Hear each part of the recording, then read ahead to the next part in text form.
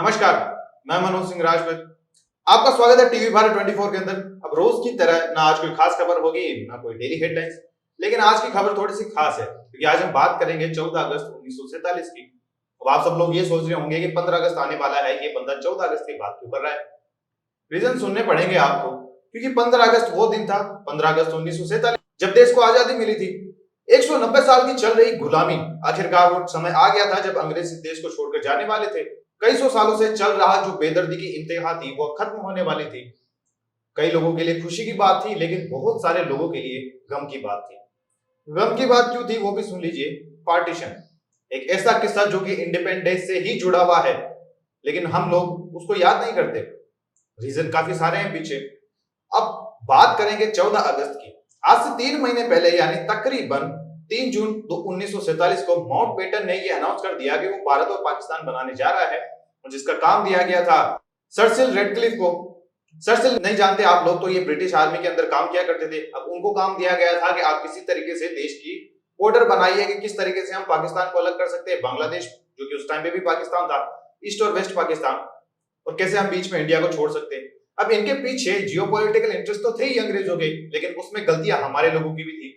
आज के इस वीडियो में यही जानेंगे कि जो पार्टीशन हुआ उसके पीछे रीजंस क्या थे, कौन इनके पीछे थे, किसने इसे होने दिया, किसने इसे होने से रोका, और कौन कौन इसके पीछे थे। आप सब लोगों को लगता है कि अंग्रेजों की वजह से ही पार्टीशन हुआ था, जो कि कहीं ना कहीं सच भी है, और बड़ा रीजन तो यही है, लेकिन कुछ और गुमनाम लोग इसके पीछे थे। आज बात करेंगे उन्हीं की। नमस्कार, आप देखना शुरू कर चुके हैं टीवी भारत 24। मैं हूं आपका दोस्त और होस्ट मनोज राजपूत। आज थोड़ा हट के बात करेंगे। तो सबसे पहले बात करते हैं आखिरकार टू नेशन थ्योरी की बात आई कहां से सामने। टू नेशन थ्योरी यानी एक मुस्लिम मेजोरिटी देश और एक हिंदू मेजोरिटी देश।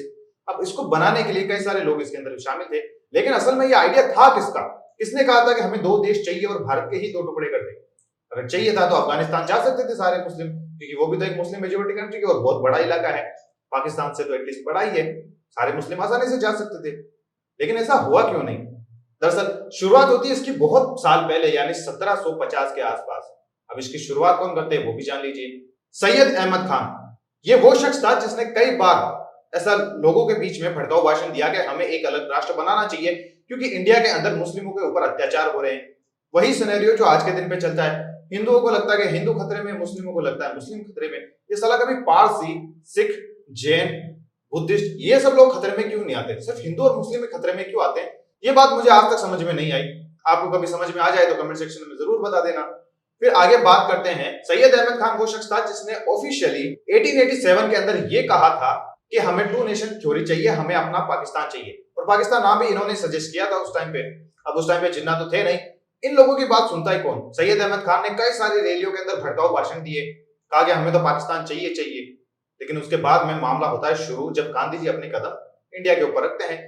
जैसे गांधी जी आते हैं, ऐसा लगता है जैसे पैराशूट से कोई एक ऐसा महात्मा कूद के आया है, जो आते ही अचानक पता नहीं क्यों इतना सुपर हिट बन जाता है कि सभी लोग बस उसका ही नाम जपते रहते हैं। अब गांधी जी जैसे ही आते हैं, उनको कांग्रेस का हेड बना दिया जाता है, काइंड ऑफ हेड, क्योंकि अंग्रेजों द्वारा प्लांटेड थे। गांधी जी की बात बता दे तो वो साउथ अफ्रीका से आए थे। उन्होंने 25 साल तक ब्रिटिशर्स के लिए काम किया था वहां पर, और वहां पर वो एक एम्बुलेंस चलाया करते थे। उनके कई ऐसे भाषण है जो अगर मैं यहाँ पे कोट कर दूं उस समय के, तो आप शायद कभी गांधी जी की इज्जत ना कर पाएंगे। अब मैं गांधी जी के बारे में क्यों बोल रहा हूँ? दरअसल गांधी जी एक इतना कॉम्प्लिकेटेड कैरेक्टर है जिसको समझना बहुत ज्यादा मुश्किल है। कई लोग अपने हिसाब से, बाइस्ड ऑप्शन के हिसाब से उनकी अच्छी बातें उठा लेंगे, बुरी बातें छोड़ देंगे। कुछ लेफ्ट विंग या फिर राइट विंग के लोग होंगे, कुछ अच्छी बातें उठाएंगे, कुछ बुरी बातें उठाएंगे, दोनों आपस में डिस्कस करेंगे, कोई अच्छा बताएगा, कोई बुरा बताएगा। लेकिन असल में अच्छे थे या बुरे थे ये तो आप सब लोगों को पता लगाना है। वो कैसे? इनके बारे में ज्यादा से ज्यादा पढ़िए, सारा का सारा डेटा इनका जो है ऑनलाइन मिल जाएगा आपको। आगे back to history, Gandhi ji की बात करते हैं। अब जैसे वो आए, उन्होंने दो मूवमेंट को काफी सपोर्ट किया, खिलाफत मूवमेंट और नॉन कोऑपरेटिव मूवमेंट। दोनों मूवमेंट के अंदर जब खिलाफत मूवमेंट आया सामने, तब जाकर असली मसला शुरू हुआ। लेकिन इसकी जड़ भी इतनी जल्दी नहीं थी, थोड़ा पीछे। लॉर्ड मिंटो, इस शख्स का नाम शायद ही आपने कभी सुना होगा, लेकिन ये वही शख्स था जिसने 1906 के अंदर मुस्लिम लीग की स्थापना की थी। मुस्लिम लीग का स्थापना करने के बाद में इन्होंने कई ऐसे रेडिकल धर्म गुरुओं को इसका हेड बना दिया, जिन्होंने जगह जगह पर यही भाषण दिया कि मुस्लिम खतरे में है, हिंदू डोमिनेंस कर रहा है, उसकी वजह से हमें काफी सारे राइट्स देखने को मिले।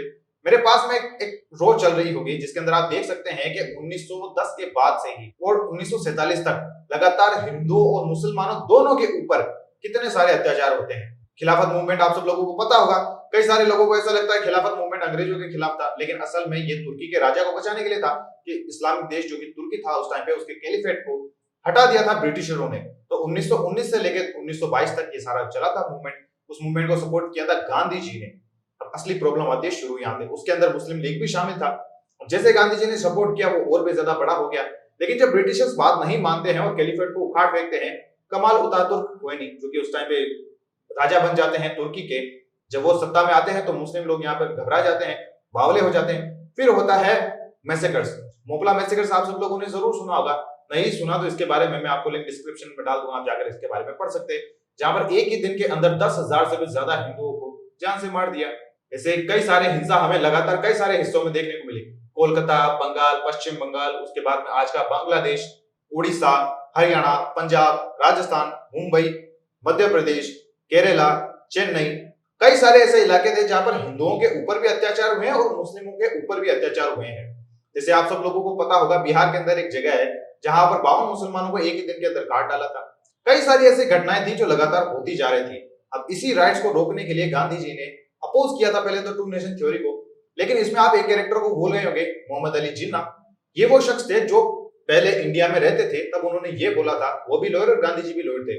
मोहम्मद अली जिन्ना ने पहले तो अपोज किया था कि टू नेशन थ्योरी हमें नहीं चाहिए, लेकिन ये प्लांटेड था ब्रिटिशर्स की तरफ से, इसको वो पीछे कैसे हटने देते। इतने परेशान हो जाते हैं मोहम्मद अली जिन्ना, जो कि कांग्रेस पार्टी में उस टाइम एक अच्छा खासा पद रखा करते थे, वो छोड़ के वापस यूके चले गए। वापस 10 साल बाद वो आते हैं और वापस अपने खिलाफत मूवमेंट को सपोर्ट करते हैं, उसको वापस आगे ले जाना शुरू कर देते हैं। मुस्लिम लीग के अंदर वो एक अहम किरदार भी बन जाते हैं, आगे जाकर उसका हेड भी बन जाते हैं और पाकिस्तान की जोरों शोरों से डिमांड करना शुरू कर देते हैं। कई बार हिंदू मुस्लिम कभी भी वहां पर आपस में लड़ना नहीं चाहते थे, लेकिन लड़ना कौन चाहते थे? आपस में राजनेता, और इनको लड़वा रहे थे ब्रिटिशर्स। अब ये इतने मूर्ख तो है नहीं कि कोई इनको भड़काए और ये भड़क जाए, कहीं ना कहीं इनके खुद के पर्सनल इंटरेस्ट भी थे इसके अंदर। गांधी जी की बात करें तो उन्होंने हमेशा इन राइट्स को रोकने की बहुत कोशिश की है, लेकिन सिर्फ अपने शब्दों से, उन्होंने कोई एक्शन नहीं लिया इसके ऊपर। अब कई सारे लोग मेरे को हिस्ट्री के कई सारे काफिले लाके देंगे कि ये देखो ये देखो ये देखो, लेकिन असल में कभी आप हिस्ट्री पढ़ना, उनका इंटेंशन कभी इनको रोकने का था नहीं। हाँ, उन्होंने बिहार गए थे, वो बंगाल भी गए थे, वहां पर उन्होंने रोकने की कोशिश भी की थी। कोलकाता के अंदर भी उनकी एक बड़ी जीत मानी जाती है कि वहां पे चल रहे दंगों को गांधी जी ने रोका था। लेकिन अगर वो कोलकाता पहुंचते तो बंगाल में शुरू हो जाता था, और बंगाल में शुरू होता तो केरला में शुरू हो जाता था। ऐसे दंगे तो लगातार चलते रहे थे और इन्हें भड़काने की कोशिश तो अंग्रेज भी कर रहे थे और कहीं ना कुछ कांग्रेसी भी इसके अंदर शामिल थे, मुस्लिम लीग वाले भी शामिल थे।